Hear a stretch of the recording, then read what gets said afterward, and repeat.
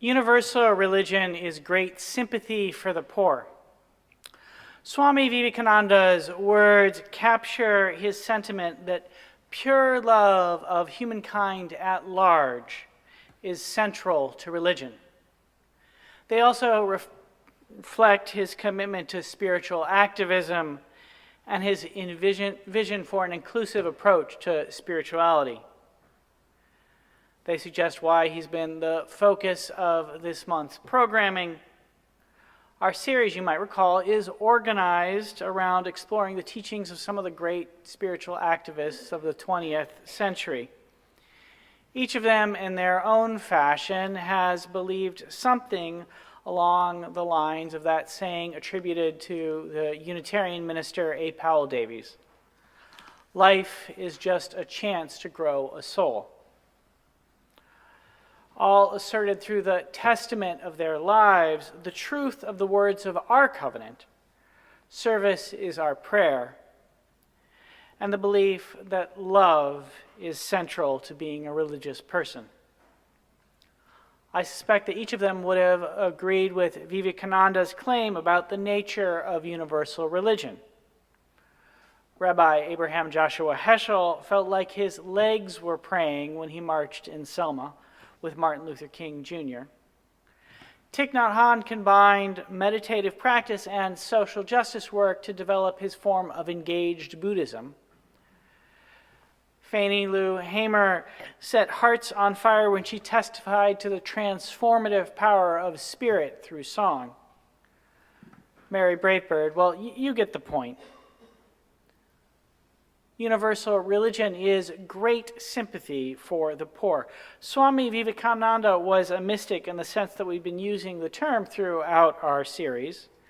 Mystics, as Howard Thurman told us, are those people who discover something within their own experience that opens up to the infinite.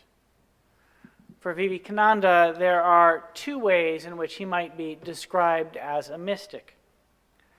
First, he found through his own devotional practice a connection to the divinity within and without. He discovered through meditation and contemplative prayer, as he put it, that God is sitting in the temple of every human body. Second, he found within his own particular tradition, Hinduism, that one path of divinity that pointed to all.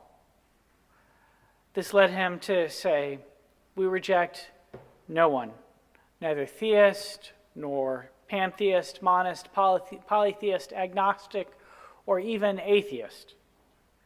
And it prompted him to affirm that every religious perspective could offer a way. Vivekananda is not as familiar to many of you as some of the other figures we've talked about this year.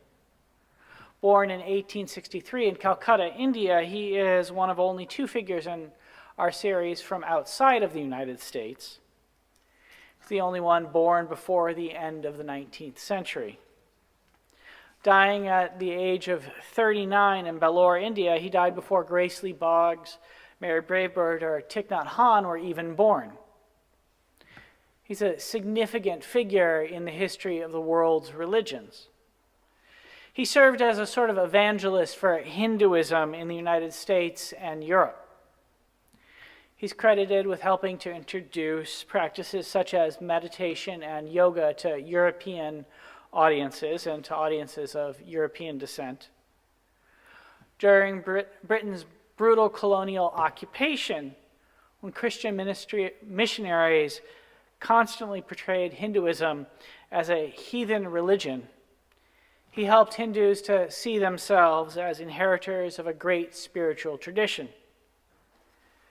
India's first Prime Minister, Jawaharlal Nehru, described his significance this way: he came as a tonic to the depressed and demoralized Hindu mind and gave it self-reliance and roots. The present Prime Minister, Narendra Modi, takes him as one of his great influences. His biggest impact outside of India came through his involvement in the Parliament of World Religions. held in Chicago at the same time as the 1893 World's Fair and organized in part by the Unitarian minister Jenkin Lloyd Jones. It brought together representatives of the world's faiths for the first global interfaith gathering. For the first time, Buddhists and Jains and Muslims and Hindus gathered alongside Christians and Jews to discuss the meaning of faith and the similarities between their traditions. The first Zen master to travel to the United States was there and afterwards founded the lineage of Zen Buddhism that some people here still practice. The Baha'i faith was also introduced to the United States at that time. But it was Vivekananda who is credited with having the most stirring presence at the Parliament. Something of his charisma is captured in a famous story about his first speech. He was not a practiced public speaker. Unlike the people who spoke before him, he had no prepared remarks to offer when he found himself standing in front of a crowd of 7,000 people who gathered to hear something of his wisdom. Yet when he got to the podium, such was the force of his personality that as soon as he spoke his salutation, "Sisters and brothers of America," the entire audience rose to its feet in an ovation that lasted for 2 minutes.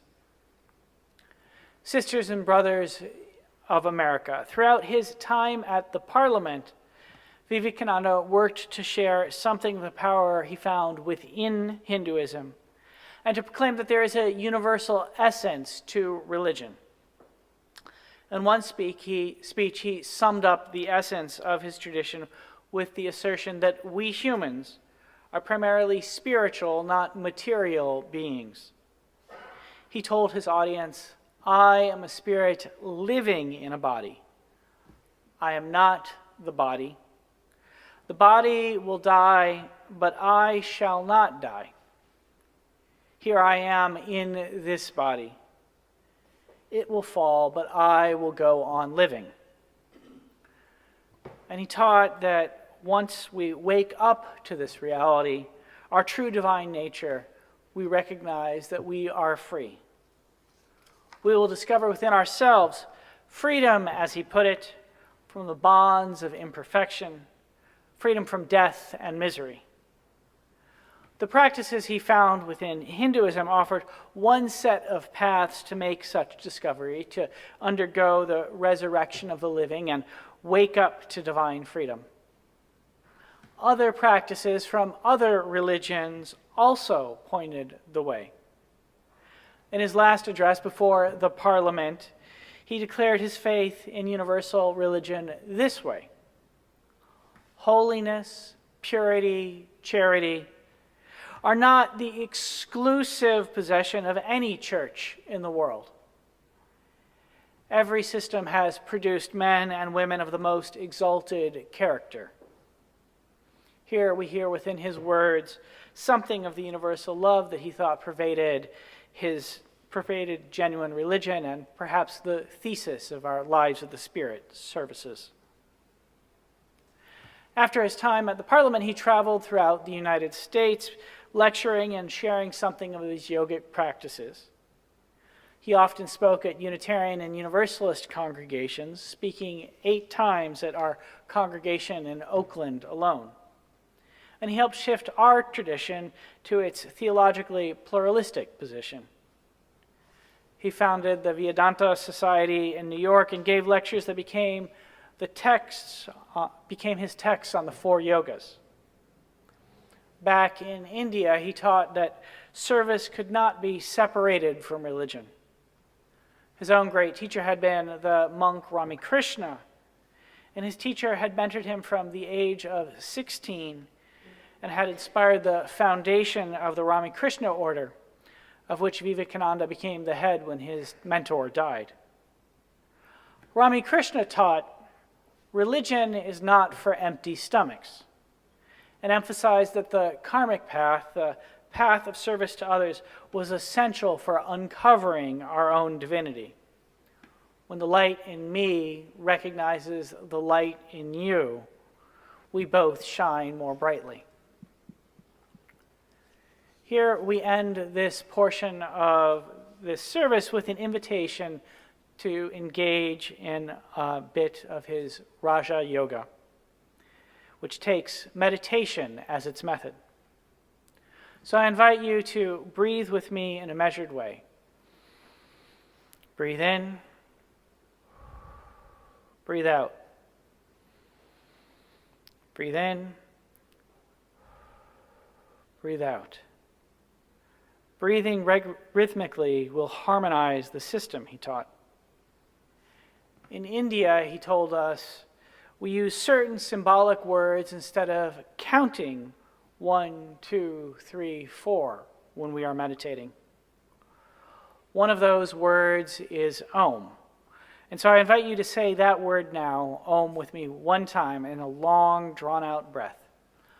Om.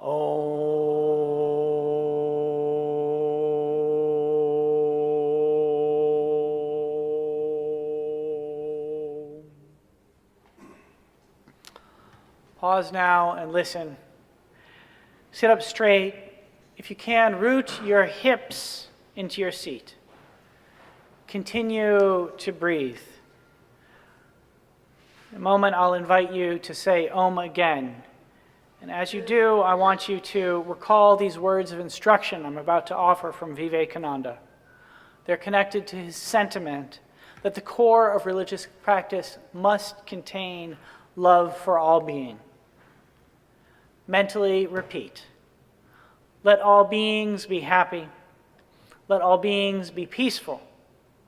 Let all beings be blissful. Do so to the south, north, east, and west. The more you do that, the better you will feel yourself. You will find at last that the easiest way to make ourselves healthy is to see others as healthy, and that the easiest way to make ourselves happy is to see others as happy. Doing that, those who believe in God should pray, not for money, not for health, not for heaven. Pray instead for knowledge and light. Every other prayer is selfish. Then the next thing to do is to think of your own body and see that it is strong and healthy. It is the best instrument you have. Think of it as being strong as adamant, and with the help of this body, you will cross the ocean of life. Tell your body that it is strong. Tell your mind that it is strong. Have unbounded faith and hope in yourself. Now let us do 4 Oms. Each follow your own breath, your own rhythmic breathing, until you have completed the 4 Oms. Om.